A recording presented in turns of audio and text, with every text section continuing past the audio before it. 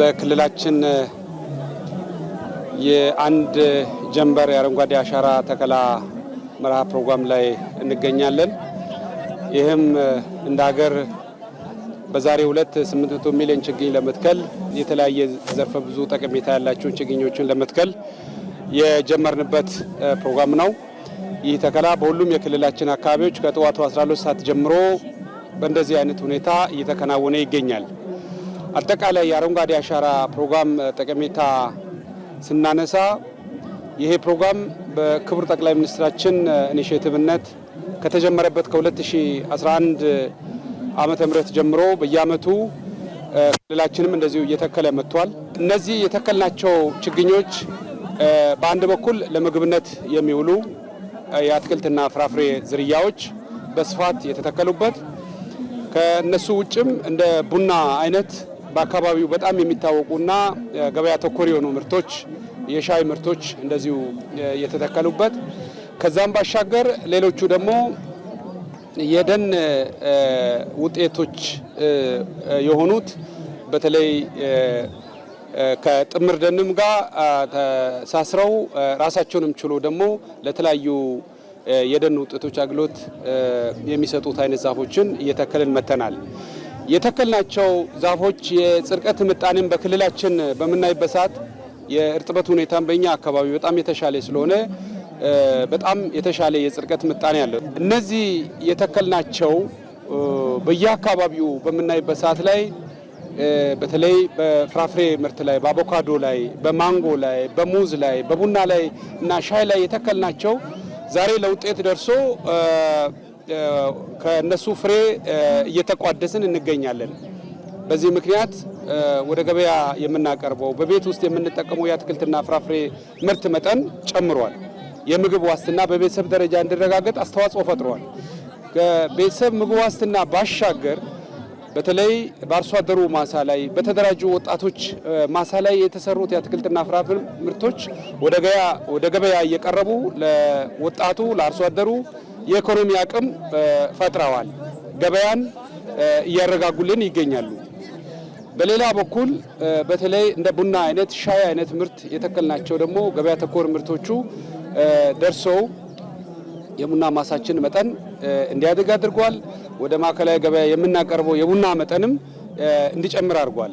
አንድ የቡና ችግኝ ዛሬ የተከልነው የዛሬ 3 ዓመት የመጀመሪያ የምስራች ፍሬ ይሰጣል።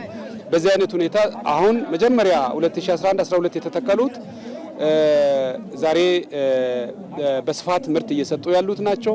እኛ ክልል ከሆንን በኋላም በ2014 የተተከሉትም ምርት መስጠት ጀምረዋል። ይሄ ትልቁ ድርሻ ነው። ሁለተኛውና መሰረታዊ ጉዳይ ዋናው እነዚህን የደን ዛፎችንም አትክልትና ፍራፍሬንም የምንተክለው የአፈር መራቆትን፣ የአፈር መሸርሸርን፣ የመሬት መራቆትን፣ የከርሰ ምድርና ገጸ ምድር ውሃ አቅም እንዲጨምር ለማድረግም ጭምር ነውና በተለይ ባለፉት ጊዜያት በጣም የተጎዱ የተባሉ ተራራማ ተዳፋትማ አካባቢ መሬቶች በእነዚህ በመሸፈን የአፈር መሸርሸር እንዲቀንስ አድርገናል። በተለይ እየደረቁ የነበሩ ምንጮች አንዳንድ ቦታ ተመልሰው እንዲፈልቁ እድል ፈጥሯል። ለመጠጥ ውሃም ከጉድጓድ የምንጠቀምባቸው አካባቢዎች ላይ አንዳንድ ቦታ ላይ በጣም መጠኑ የወረደበት የቀነሰበት አካባቢ ዛሬ ተመልሶ ማገገም ጀምሯል። ይሄ ትልቅ እድል ነው። ከዚህ ባሻገር መሰረታዊ ጉዳዩ ደግሞ የአየር ሚዛንን የአካባቢንም ይሁን የቀጠናውን አጠቃላይ ዓለማዊውን የአየር ሚዛን ለመጠበቅ ትልቅ እድል እየፈጠረ ይገኛል። የደቡብ ምዕራብ አካባቢ 8-9 ወራት ዝናብ አለው። ሌላ ምንም ምክንያት የለውም። ምክንያቱ አንዳንድ አካባቢ ደጋማ ስለሆነ ነው፣ አንዳንድ አካባቢ ቆላማ ስለሆነ ነው ይባላል። አሁን ያለንበት አካባቢም በጣም ዝቅ ያለ ወደ ቆላ የሚጠጋ አካባቢ ነው። ነገር ግን 8 ወር 9 ወር ዝናብ ያገኛል። የዚህ ዋናው ምክንያት ይሄ አካባቢ ሀገሪቱ ሳምባ በሚባል ደረጃ በጣም ጥቅጥቅ ያሉ የተፈጥሮ የጫካ ደኖች ያሉበት ማህበረሰቡ ደግሞ እነዚህን ደኖችን ተንከባክቦ አብሮ ከደኑ ጋር እየኖረ ከደኑ ሊያገኝ የሚገባውን ጥቅም እያገኘ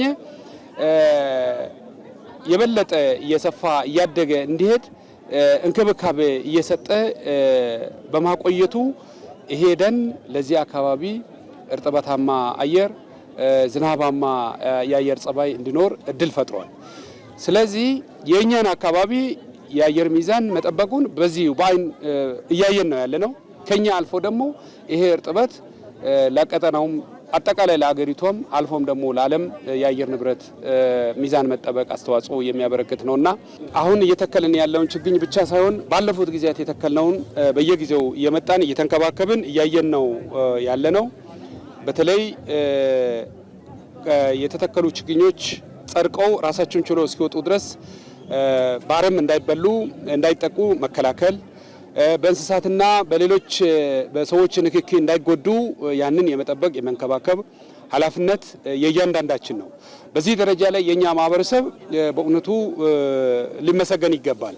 በራሱ በባህሪው በተፈጥሮ ከደን ጋር ከጫካ ጋር አብሮ ከዛፎች ጋር የሚኖር ማህበረሰብ ስለሆነ ጥቅሙንም ስለሚያውቀው ያንን የመንከባከቡ የመጠበቁ ጉዳይ ትልቅ ቦታ የሚሰጠ ነው። ያንን እያደረገ ነው ያለው። አሁንም ቢሆን የተከልናቸውን ችግኞችን ከአረም በመጠበቅ ከእንስሳት ንክኪ ከሰው ንክኪ በመጠበቅ ሙሉ በሙሉ እንዲጸድቁ በተለይ እጥረት ባለባቸው አካባቢዎች ላይ በተወሰኑት ጊዜያት ውሃ በማጠጣትም እንደዚሁ የጽድቀት ምጣኔው የተሻለ እንዲሆን የማድረግ ስራ የሁላችንም ኃላፊነት ስለሆነ ማህበረሰቡ የተከሉትን ተመልሶ መጥቶ በየጊዜው የሚንከባከብበት የሚያይበት እድል ሊፈጠር ይገባል የሚል ነው።